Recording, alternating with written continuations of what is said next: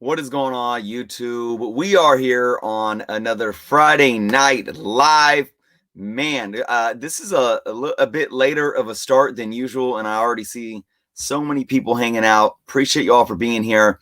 This is going to be a Spider-Man themed show tonight. Many of you know that I did not do a Friday night live last week. A lot going on last week, including our comic book canon changing to a Sunday night. We are back on schedule this week here for Friday Night Live. And of course, comic book canon will be right after the show, 6 p.m. Pacific, 9 p.m.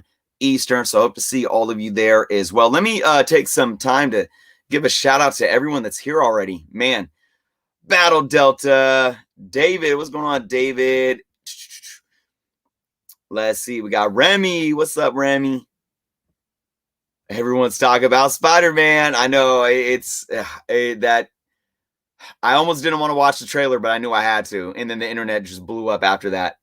Reginald, what's going on, Reginald? Serge, Travis, Ishmael, Ghost Junk, Dark Luap. What is going on? Aurelio Legends. All right, glad to see you here as well. We got Matt Stash, Dan, Mr. Bardlint. What is going on, everyone? So, folks, okay. Before we get into it, I always like to take a couple minutes just to inform everyone. If this is your first time hanging out on a Friday Night Live or first time checking in on my channel, Journals, Comics, and Pop.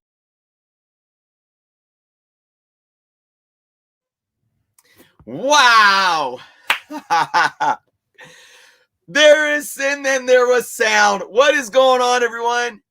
Okay, so it took 3 minutes. I'm glad everyone just didn't dip. Like, this dude is not on it tonight. You know, it's funny, guys. I am not I really hesitated even doing a live show tonight, but because we missed last week and I got to be here for you guys, I said, I'm going to push through this, even though it's a little bit of a later show and it's going to be a bit of a shorter show. And then I don't know why it was deep. I went into my StreamYard and it was defaulted on mute. What the hell was that all about? I don't know. Let's do this again and let's do it a little quicker. First off, thank you everyone for being here. Big shout out to everyone that's here. Battle Delta, David, everyone chiming in on Spider-Man. Remy, we got Reginald in the house. We got Serge. We got Travis, Ishmael, Ghost Junk, Dark Luap, Aurelio Legends, Matt Stash, Dan's in the house, Mr. Bardlint, James. Let's see. Man, thank you guys for the no audio because I kept going and then I saw your guys' comments. Miguel, what's going on, Miguel? Ghost Junk. Oh man, I don't know why. Ron, what's going on, Ron? I don't know why it was defaulted to being on mute. Bash, what's up, Bash? Oh my gosh. All right. We are on track here. So again, Comic Toby, Comic New, Pedro, Sicilian. Man Cave, what's up? Sicilian Comics is in the house, guys. Sicilian Comics just created a YouTube channel. I highly recommend you guys go sum them up.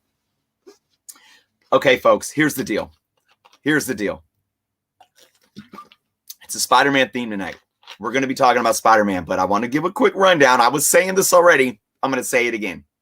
If this is your first time hanging out with me on Journals Comics, please take some time to subscribe. We are less than 90 subscribers away from 9,000. 9,000, folks. So I'm really hoping to hit that mark within the next few days. I want to make a 9,000 subscriber contest announcement this next week. I might do it in next week's Friday Night Live show. We shall see. Okay. Comic Book Canon was on a Sunday last week. It is back to a Friday tonight, right after the show, 6 p.m. Pacific, 9 p.m. Eastern. I hope to see all of you there. We have an awesome guest, Morbius Comics, hanging out, a fellow hip-hop artist. So I can't wait to have him on and pick his brain during the interview. Let's see. What else do we got going on? We got Matrix Comics in the house. What is up from the Bronx? All right. I know we got Morbius Comics, who is Bronx born and bred too, as our guest on Comic Book Canon tonight.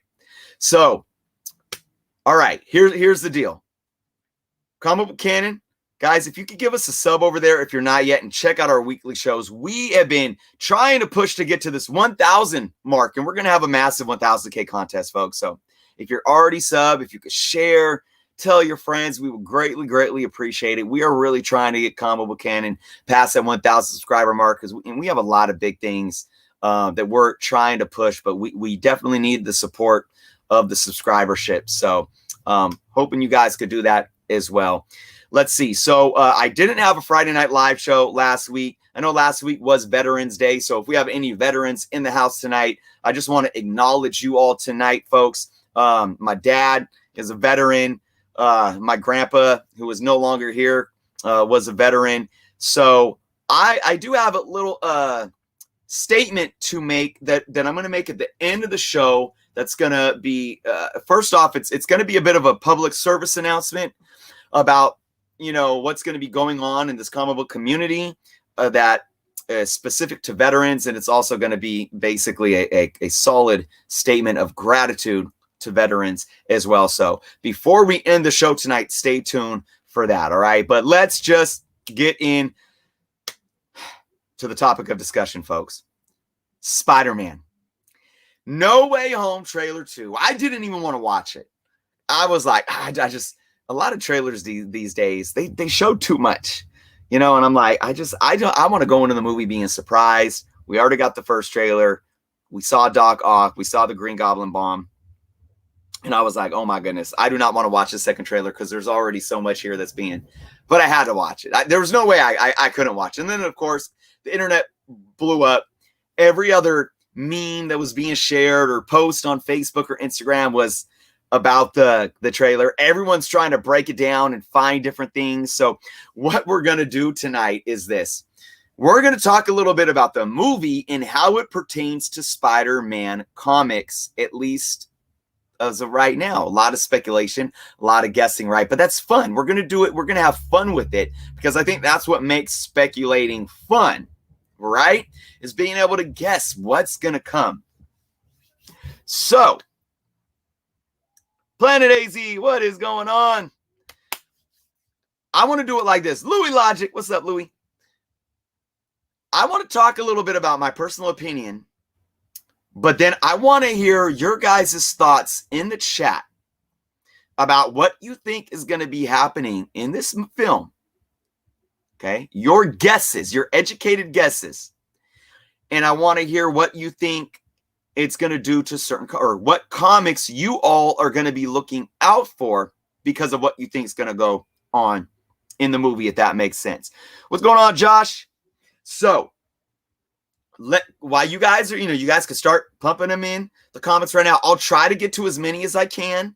I'm not saying I can get to everybody's comment, but I'm going to do my best. But while you guys are doing that, I'm going to start by saying a few things. For one, the things that we know are characters that are there. We know that Doc Ock is there from the Tobyverse. We know that Willem Dafoe's Green Goblin is there from the Tobyverse. We know the Sandman's there, and we're going to assume, what is his name? Hayden. I forget what the actor's name was from the Tobyverse, but I thought he did an amazing job as Sandman. Those are three amazing castings. I always say with the Toby movies, some of the casting was on point. Some of it was like, oh. Let's see. We know we got the Lizard from the Andrewverse, and we know we got Jamie Foxx's Electro, assumingly to be from the Andrewverse, but he's got retcon, really cooler looking. He's got the yellow electricity. I think they did a great job with that. Josh, thank you so much, Josh. Appreciate you. Brandon, what's going on, Brandon? He says it's not really Spider-Man, it's Deadpool. All right, Planet Arizona is saying Black Cat. Here's the thing. Out of everything we know, these are all like legacy villains, right? These are all characters that showed up in the silver age of comic books, and their first appearances are already blue chip key comics. But I saw big shout out to, I think his name's Pops Foster. I know he's a subscriber of the channel. I saw him asking a question on Facebook the other day saying, are you like, what is going on with, oh, well, if a character just happens to be in one of these movies or a TV show and people go frantic over their first appearance or the comic books, and it's crazy. It's like, why does it correlate so much? Just because they're in a show or a movie that, we got to go rush to the book and drive the book up 4 or 5 times, even if it was a dollar bin book. Well, I answer that by saying I think there's a balance here going on. I do think that there's a lot of collectors that are speculating and just being extremely reactionary.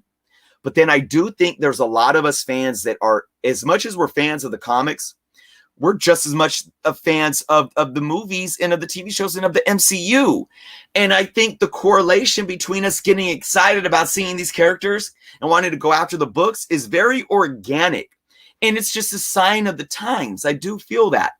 So what I feel this is going to do to these characters' books that are already blue chip keys is that we know what the MCU's done. We know what the Sam Raimi Spider-Man films did in the early 2000s.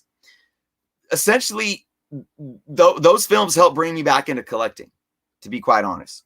Even though I had certain issues with some of them, but I still thought they were overall amazing films, especially 1 and 2. The MCU has done what no other film or franchise has done with comic book characters. And knowing that these characters, played by the same actors who did a great job in the previous films, knowing that they're in the MCU now, and whether they're one or done or not, whether we're only seeing Alfred Molina one time and then that's it, or Willem Dafoe's Green Goblin one time and that's it, I don't think it matters now. I think there's going to be a ever-driving demand on their books and on these characters because they now exist permanently in the MCU. I think that's going to mean something, okay? So let me, I got more stuff that I want to say, but I definitely want to get to some of your guys' comments. I believe that's Austin. What's going on? I'm not expecting jumps in major ASM villains, like 6 or 14. DD stuff could take a huge jump. I think multiverse stuff with Sony could lead to Madam Web in the movies. I like what you're doing here because you're projecting forward. You're not just looking at No Way Home.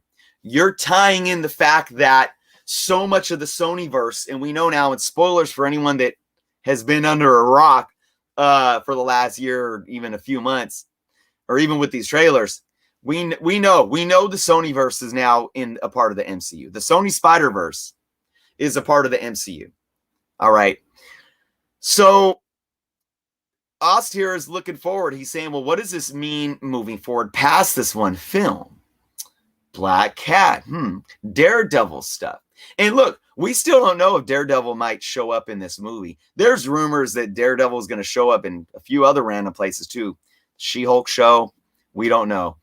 Charlie Cox or not, we don't know. So, but I agree, and I think Daredevil books definitely have a nice, solid capability because I think it's probably popular opinion that Daredevil books have been undervalued for a while, and we've been seeing nice increases though as of late, and I think that ceiling can still be pushed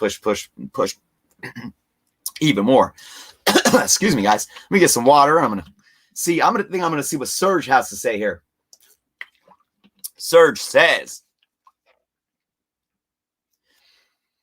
let's see. I think there's going to be a storyline like with some of their old story. Then there's the gangster story and something else I just can't think about at the moment. Serge, I think what you're alluding to is more of the street level gangsters. If that's what you're alluding to, I'm thinking that's going to happen in the next trilogy, in the next Spider-Man trilogy. We do know that Sony is confirmed with Marvel. They have a deal for another trilogy set to release one every 2 years. So we're looking at 2023, 25, and 27 for 3 more Spider-Man films. We know that it's going to focus on Spider-Man's college days, and we know that it's going to be more gritty and grimy, and we're going to assume street level, but it's going to have a darker tone. We know there's going to be a new director at the helm. So I think that says a lot for the future the Spider-Man franchise. Tom Holland's contract, I don't believe is signed, but I believe that he's going to sign on for 3 more for sure. Remy says Kraven is coming because it's a easy because of the death. I'm not sure what you mean on that final part there, Remy, but Kraven is definitely a good spec. We know that Sony is in development with their film, and with the tie-in now, knowing that the Sony Spider stuff is directly correlated in the MCU, so to say, that means Kraven's going to be in the MCU, right? And I don't know, I don't think if people have been talking about that, knowing that, look, there's going to be a Kraven film. There's already been a casting. That's going to be tied into the MCU. I haven't heard people like actually utter that, right? Enforcers, they're going to pull up and smoke them all. BBB, what's going on? Teenage Mutant Ninja Grey. What was the purple lighting that Doctor Strange couldn't stop at the end of the trailer? Dormammu symbiotes? That's a good question. I wonder if they're going to do the Spider-Man Moon Knight crossover like in 2020. The Comic Criminal. Kang. Miguel says ASM1 villain was the Chameleon. So I think that's could be a plot surprise. Midnight Sun's Darkhold. I think that's ultimately coming, but I don't know if it'll play out too much in Spider-Man. I know Spider-Man still is a catalyst to opening the multiverse and maybe the dark dimension. Yeah, okay, Serge, got it. Thanks for clarifying. Peter, what's going on, Peter? Okay, so here's what I'm thinking, folks. Let me dive a little more into what I'm thinking.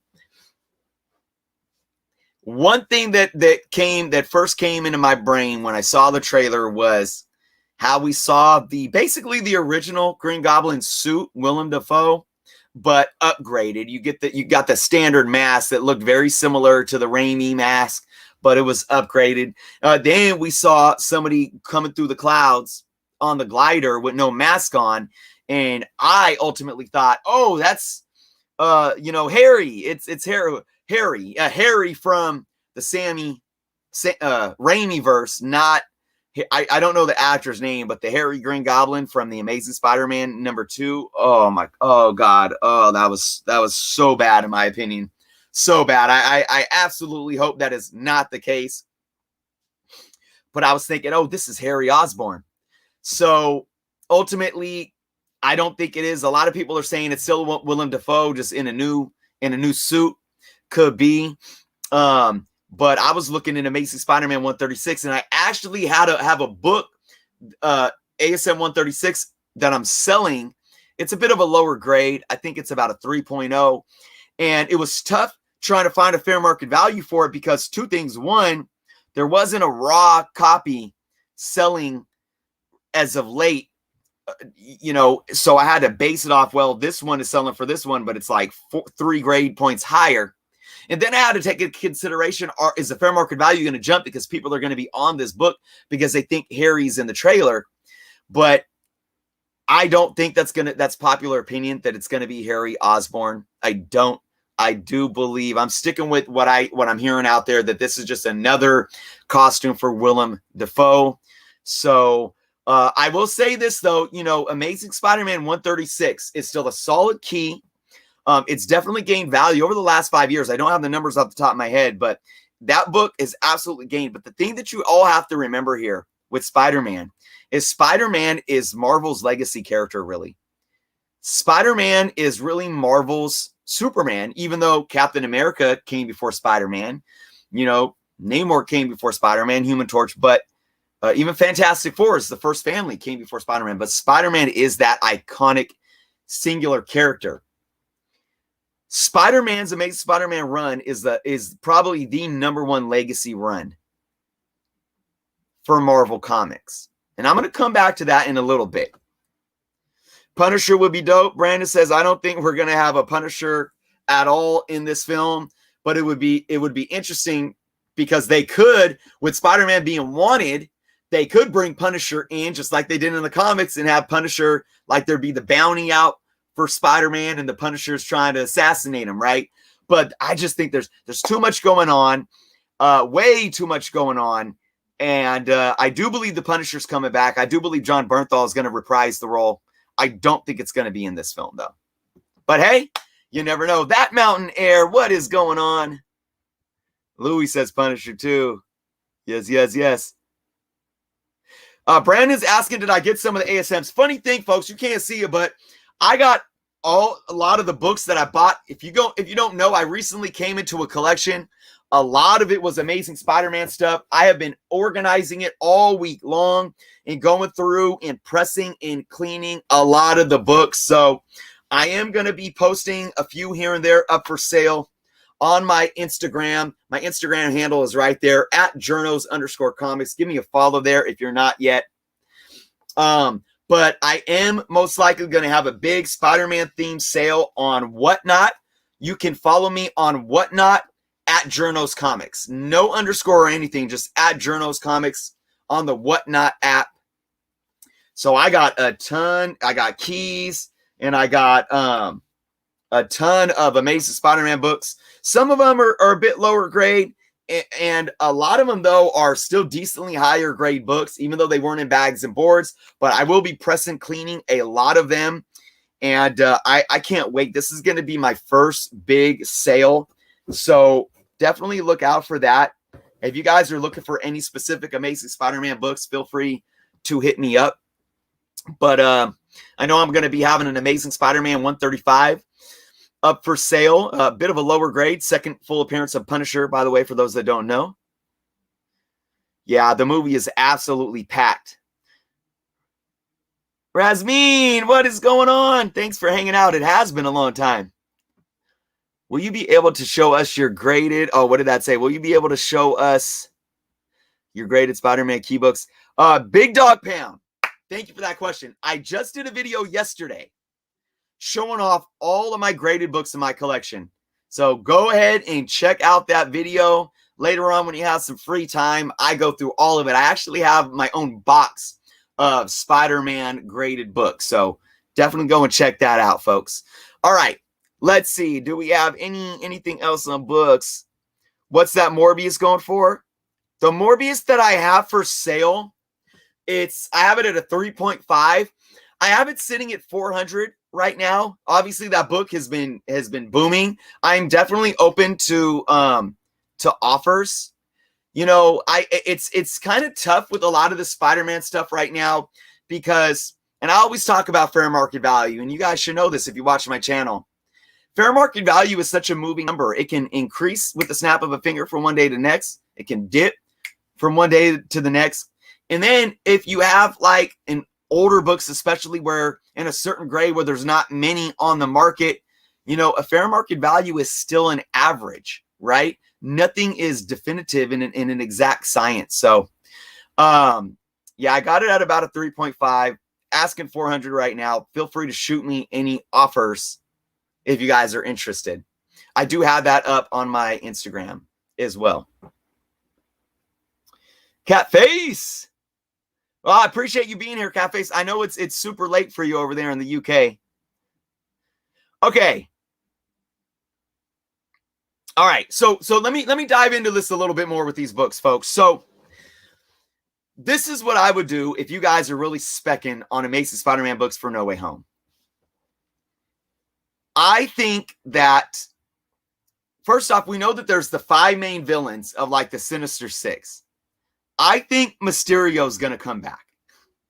I do. That's one of my theories. I think Mysterio is going to come back because it was Mysterio that started all this, right? It was Mysterio that started all this. You get Mysterio back. You got the Sinister Six there, right? So that could put a lot more attention on Mysterio keys. But then you got to really consider Morbius, and I don't think Morbius is going to show up in this film, but I think Morbius does have a lot of implication moving forward. We know Morbius is going to be in the MCU, and I think I said this in a recent video. I think Morbius is going to hang around. And we know that, again, the Sony ties to the MCU. I think I have high hopes for this Sony Morbius film. I really do. Fingers crossed. I think it's going to do a lot better than Venom, but even Venom has been getting so much love. And I think Morbius is going to play a role because I do believe with Blade coming, I do believe we're going to have a lot more. We could have Midnight Suns, even though we had some bogus, news sources reporting that this, that, and this. I'm not even going to get into that. So those are some things that I think are going to happen too. But I think the implications of this film are going to focus on the obvious. I don't think there's going to be a lot more craziness than what we see going on. All right. So when you think about any other characters, Spider-Man related characters or not, I don't think that's really going to happen in this film. I think what's happening, because we know there is a tie to Doctor Strange 2 with the multiverse. We already saw what's going on with the multiverse in WandaVision, okay, in her powers, and then in Loki. And then He Who Remains / Immortus showing up. We already see in the trailer Doctor Strange working the spell with Peter. And what that does is opening up the multiverse. I think it's going to explain more of what the multiverse means, but I don't think we're going to get any more characters like coming out of that thing, that break in the multiverse than what we are seeing in the trailer. Because if we see more, what's it going to do? It's going to take away from what we're seeing in the trailer. It's going to take away from the Spider-Verse, so to say. All right? But what it's going to do is it's going to explain enough to where we're going to get an end credit scene that's going to then maybe reveal someone or something that shows us that Mephisto's coming, mutants are coming, or something like that. And it's going to be this big hint of an end trailer thing. Similar, and again, spoiler, if you guys have not seen Venom, close your ears. Similar to how the Venom movie had nothing to do with anything, but then we got the end credit scene of the multiverse ripping and Venom being in the MCU, right? Obviously, there's going to be more implications in this film throughout the film because that's what the story's based on, the multiverse. But that's what I think is going to happen, folks. So what do I think about Spider-Man Keys, though? I think we have to look beyond this film. What I think this film is doing, in my humble opinion, and if you guys were to ask me a couple years ago about the MCU doing this live-action Spider-Verse stuff that involved Tobey's franchise and then Andrew's franchise, I was very skeptical. Why? Because I felt like it took them 8 years to get Spider-Man in the MCU. And they finally got this actor, Tom Holland, and I felt like the way they brought him in worked so well. They were able to keep it fresh and do it right. Why would you want to take away the limelight of Tom Holland's Spider-Man and what he's doing? But then when you looked at what they started doing with the multiverse and how that makes sense, and you look at what you're getting from these trailers so far, I think that Kevin Feige and team, they're such genius that I feel like they're going to do this justice to where this is absolutely a Tom Holland Spider-Man film. But it's going to basically be this, not just, I don't want to say a fanboy service, because when you say fanboy service, it's kind of like, oh yeah, well, here you go. Kind of like we're just giving it to you to give to you without a secondary thought. So that's not the wording I'm looking for. I think they're really going to drive it home to where all of those purist fans of the Tobey films or even of the Garfield films are going to leave that theater or sit during that movie and leave that theater saying, Sam Raimi got screwed by Sony. I don't want to say the Amazing Spider-Man trilogy got screwed because Sony screwed that over themselves. you know, with what they did with Amazing Spider-Man 2. But I think this film is going to allow fans to feel like they can exhale now from where the Toby verse left and the Andrew Garfield verse left off. And then I think we're going to leave it behind us. And I did say this, though, a couple years ago. If they were going to do a live action Spider-Verse and bring back Andrew and Toby, they're going to be minor, like, cameo appearances. And I think that's what's going to happen with those characters in this film. Obviously, that's going to be like the icing on the cake, and everyone's like, oh, well, they're not showing up in the trailer, so I guess they're not going to be in it. No, why? That's the one thing. That's the one thing they're not going to give you in a trailer. I mean, come on. And I think it's going to be these climactic moments where we see Toby and Andrew show up and help Tom Holland, Peter Parker, fight off all these bad guys, and one of them might just die. That's my opinion. Now, I still think that some of the villains can stay, but this is Tom Holland's universe. This is Tom Holland's universe, and that's how they have to do this, in my humble opinion. So what does that mean moving forward? It means, though, that if I was to be really speculating on Spider-Man books right now, it's not what I think is going to happen in this movie. Okay, there was a lot that we could have spec'd on over the last couple of years, knowing that this movie was coming. You know, like the first meetup of Doctor Strange and Spider-Man, you know, annual 2, right? And I think issue 109, is it Amazing Spider-Man 109, if I remember off the top of my head, which is the first time Doctor Strange shows up actually in continuity in an Amazing Spider-Man title. You know, certain books like that, and then there's all the buildup around the multiverse that doesn't even pertain to Spider-Man. But what is more important to speculating Spider-Man right now than what we think is going to happen in this movie is what's going to happen in the future with the relationship of Sony and Marvel Studios and Disney. That's what's most important, because, like, I forget who it was that said this. Black Cat, Kingpin, knowing what they're going to do with the next trilogy, more street level characters, Tombstone, even the Rose, Hobgoblin. You know, there's so much there. Madam Web, the Totem, the Spider-Man Totem.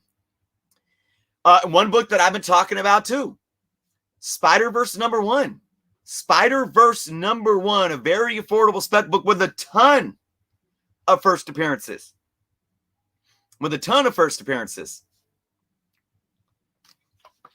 You can probably still find that book in a high grade for under $20.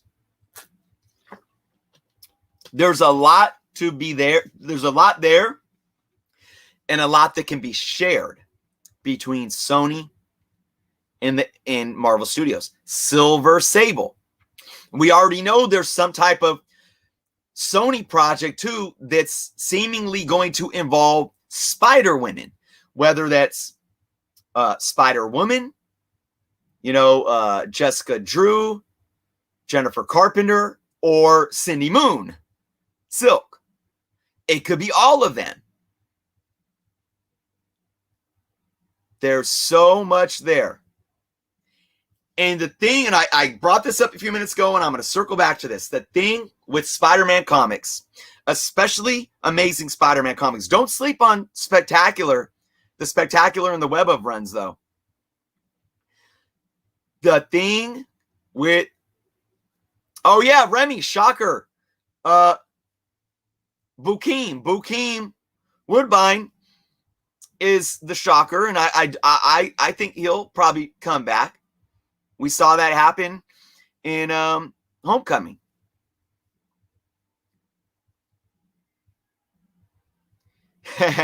Teenage Mutant Ninja Greg, I just read your comment.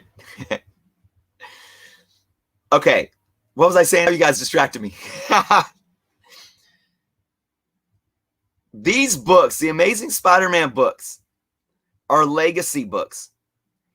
And if there's any book, even non-key books, that are a sound investment long-term, it's the Amazing Spider-Man run.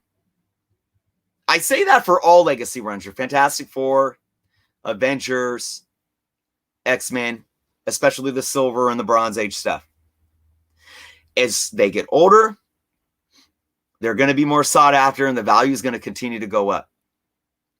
Amazing Spider-Man, common books from mostly the Silver Age and early Bronze Age, but even Bronze Age and into Copper Age, their value has continued to go up. I remember just a good few years ago where you could get a, lower mid-grade copy of an Amazing Spider-Man books from issues like 30 to 60 for $20.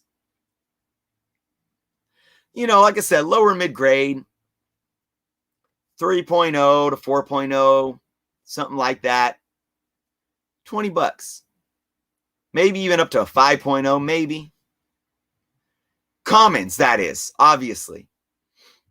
Now, good luck finding him in that grade, for under 40, really.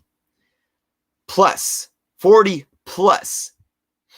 So, I'm going to end my thoughts on this note, and then I'm going to get into some. So I told you guys I had a little thing that I'm going to say before I end the show. My thoughts are this: as always, if you are investing, speculating, whatever the case may be, do your due diligence, have patience, and be smart. Okay? Be smart. But if you are those things, if you are smart and you are patient and you're seeking out Amazing Spider-Man books, I don't think you can necessarily go wrong. Because at the end of the day with these books, it doesn't matter what happens in the movies. It doesn't. It doesn't matter if Black Cat never shows up in the MCU or in a movie. That book is going to be a long-term investment. It doesn't matter if we never see Cloak and Dagger, and this is a spectacular book, ever again in live action. That book is a long-term investment. It doesn't matter if, Kingpin never shows up again. Issues 50 and 51, his first cover and second appearance, those are long-term investments. All right? And that's what I want you all to take out of this. Spider-Man is a solid investment regardless of what happens in the MCU. But I will tell you, I'm so excited for this movie, and there could be so many things that come out of it. So with that being said, folks, we are 26 minutes away from Comic Book Canon. I really do hope to see you guys over there, but don't go just yet. I have something that I want to read to all of you here before we go. It's only going to take a few minutes, folks. And, it's very special to me just because of, first off, what these certain individuals mean to me in this community, how they've supported me in the past. And again, because I didn't do a live show yesterday and I couldn't, make any type of statement of support to veterans on Veterans Day, I really have to make this statement on my channel. So many of you know X11 Bravo and team. Some of you are probably familiar with the services that they have provided and are going to continue to provide. We have part of X11 in the house, Battle Delta. I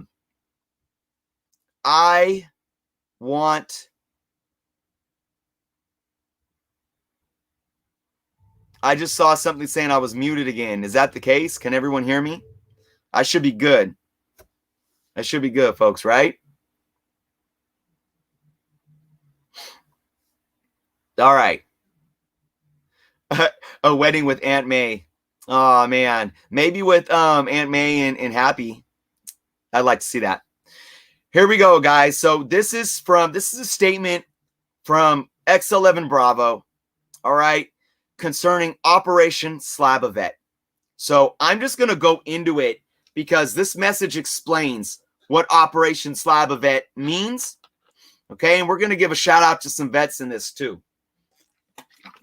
All right, here we go.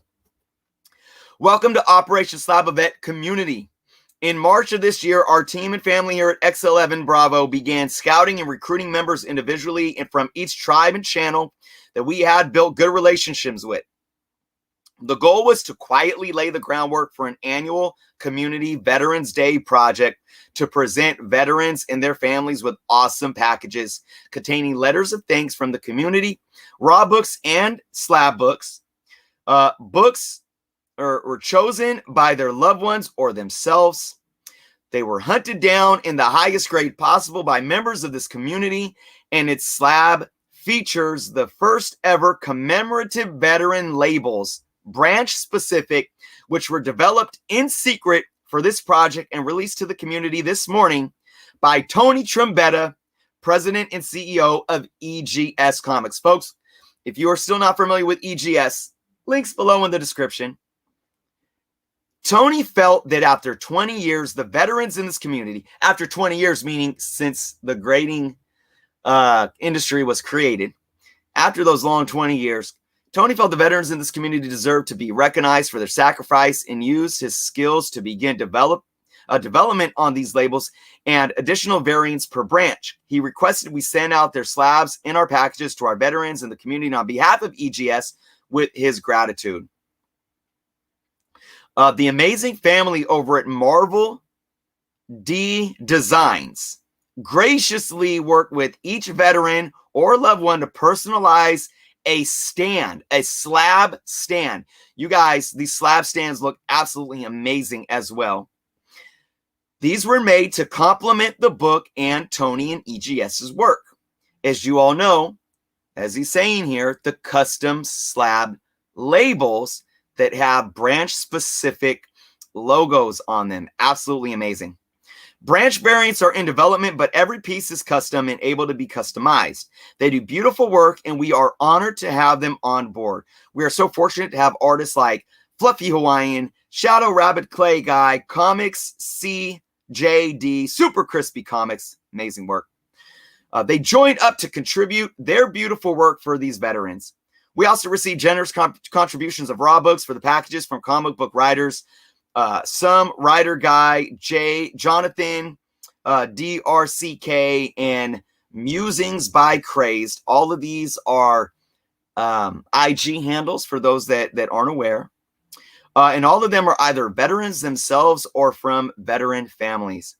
Channels like Spine Ticks, Fourth World Comics, Team Nerd Herd Podcast, Dave's Collects, Yeah, PCP Army Bad Batch, The Low Grades, Journos, Reggie Collects, BLCs, and more were instrumental in using their skills to track down these books. We had a total of just under 100 individuals jump in to lead the front, set the example, and help build this for the community. We couldn't be more grateful for the folks over at Till Valhalla Project. Were kind enough to send over some swag for the boxes to show their support as well. These veterans and their beautiful packages will not be revealed publicly until the veterans had decided to do so out of respect. When and if they are ready to reveal them, they will. Thank you for understanding. It is our hope moving forward now that the groundwork has been laid, that the entire community will be able to be involved and begin sponsoring their veterans, adding them to our rosters and collecting their letters and to sending the raw books in for grading and packaging. So over the next few months, there can be, we can get them taken care of one by one and show our appreciation, not just on Veterans Day, but every day. Absolutely. So folks, if you guys are more interested in the Slab Vet project, go follow. I'm going to put it in the chat. X11 Bravo over on Instagram. Like you said, I've seen some of the work, whether it's the custom stands or the amazing customized slabs and labels that Tony and EGS have been putting together. And it's something so out of the box, so creative. And the great thing about comic books is that comic books span and reach all different types of people. I've often on my channel talk about how hip hop and comic books have such a correlation. you know, obviously because you know, that realm of things with hip hop and music is something that, you know, I'm a part of. And I can talk about comics in that same degree and how they relate. And you can say the same thing for veterans and those who serve. So go give X11 Bravo a follow on IG. Stay posted. Like you said, like they said, the next couple of months, a lot more things are going to be rolling out. So, and if you have any questions, feel free to reach out to them on Instagram as well. Comic Journeys here. Awesome. And on that note, we're about to wrap up, but I got to say, we got to show this off. We couldn't have done this without all you guys. The very first Marine is unboxing his Purple Heart labeled Semper Fi slab as we speak. The first of its kind. That is absolutely, absolutely awesome. So, all right, everyone. Thank you so much for hanging out tonight and talking Spider-Man. Again, folks, I can't wait. I cannot wait to get more into these books, mostly Spider-Man books. And like I said, there's going to be some up for sale on my Instagram, but stay tuned for you know, more info on me going live on the Whatnot app. So thanks for hanging out today. I do hope to see all of you guys over on the Canon with our special guest Morbius Comics. Again, if you aren't subscribed here, folks, please do so. We are so close to 9K, and I can't wait to do my 9K giveaway contest. Thank you all so much for watching. Tony's in the house. Thank you guys. Be well. See you over on the Canon.